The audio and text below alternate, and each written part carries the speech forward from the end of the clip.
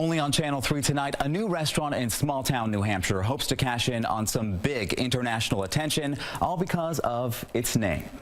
A Vietnamese restaurant in Keene, New Hampshire is being forced to change its name because city officials feel the name Pho Great sounds offensive.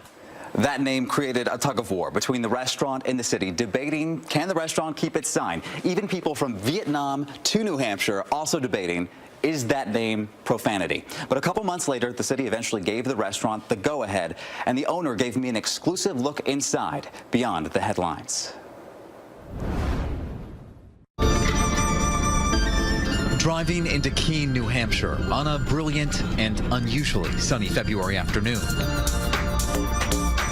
You can feel the life in this college town of about 25,000.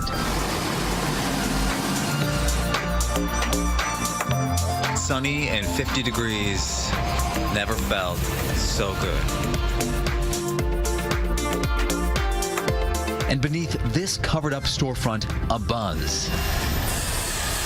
And sparks of new life. That's Isabel Jolie, laughing through the chaos. And construction just weeks before her tentative March launch. Humor is important to her. It is. After all, her restaurant's name, Product is far, it's in Keene, and it's great food. pretty much says it all. As long as you know Vietnamese noodle soup is pronounced pho. I'll meet you at PKG or Pho Great. A Vietnamese restaurant in Keene, New Hampshire is From Late Night with Seth Meyers to hundreds of clicks on Facebook, It's a pho restaurant followed by the words, Keene Great. to periodic updates on your favorite news channel. The debate over the name and sign right next to Keene City Hall created a firestorm. So I got a lot of attention, both positive and negative. City manager Elizabeth Dragon was a part of the back and forth with the restaurant. It was difficult at times. Each side disagreeing about what could be displayed or not. And the city manager reached out to me directly and said, there's more to it. As the world of social media swooped in on Keene. But in the end, It's going to get people to Keene. the city and the restaurant found common ground. I'm looking forward to having some new food choices right here at City Hall. The name controversy obviously put your restaurant on the map for the whole world to see. What was that like in your words? Can you describe that situation? We had no idea that it would explode to where we are today. Even people in Hanoi, North Vietnam know about us. And as a permanent sign rises, so does public interest. Kind of a good pun, play on words and stuff. I walk my kids by it every day for school. I thought it was funny. All right, well, show me around a little bit. Okay, so And after years of planning, Isabel's vision is finally coming together. Are you going to be in the kitchen, out front, or both? so to start out, hopefully I'll be back there cooking. And while her kitchen in downtown is not ready yet, Can you hand that to me? the food is her focus. Got a lot of spices in it, so we put in basil. I love cilantro. Yes. Asian ketchup coming up. Asian ketchup. Let me know when we can start chowing down. I love it. Tangy and beautiful. This is your family recipe, right? Yeah, I got it from my mother. Recipes well-traveled. Her mother picking up the family and escaping the fall of Vietnam in the 70s when Isabel was just a toddler. Their traditions and passion for cooking given to her, Dreamt about this day, and that fear lending strength makes me fierce. through a difficult last few years. My sister, Chang, was diagnosed with lupus, couldn't hold down a job. I said to her, we're going to open a little place, and you can be your own boss, and you can work as long as you want, and make a living, and have employment, and not be judged. And okay, we can't talk about that. So, okay, I just can't, I don't know why, I still cry about it.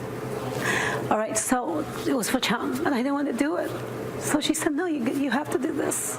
Trong passed away in 2016, and Isabel opened a food truck to carry on her memory. Now, with business partners behind her, the real vision of a full restaurant is coming together on the sunny boulevards of Central and Washington. Light at the end of the tunnel. How does that feel? It's hurting my eyes, not just there's a lot of fear, but it's a good kind of fear, the kind that inspires you. It says, yeah, it's going to happen, and I'm going to rise to this challenge.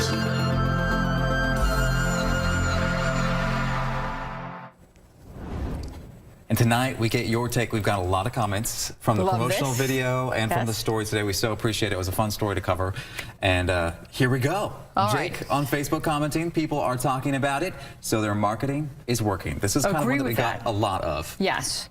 Melanie says, OMG, let them be and quit trying to stir drama up for them. Now, at the end of the day, the city and the restaurant are now on the same page, so that's cleared up. It's awesome, yep. All right, so Paul commented, their marketer knows what they are doing. They've been featured in national news, magazines, and all over the internet for free. That's true. But this was the first interview. I love That's the behind-the-scenes story, the real story behind the headline.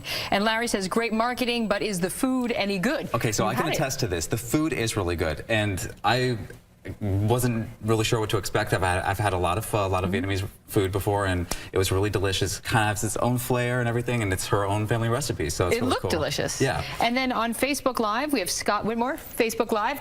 Keep those comments going. Scott says, I wish the restaurant all the best and love the name. It's about getting the name out there, and she was definitely creative. Big smiley face. And it opens when? March 1st, 3 p.m. Tentative, but they're optimistic they can make it happen. Love it. Yeah.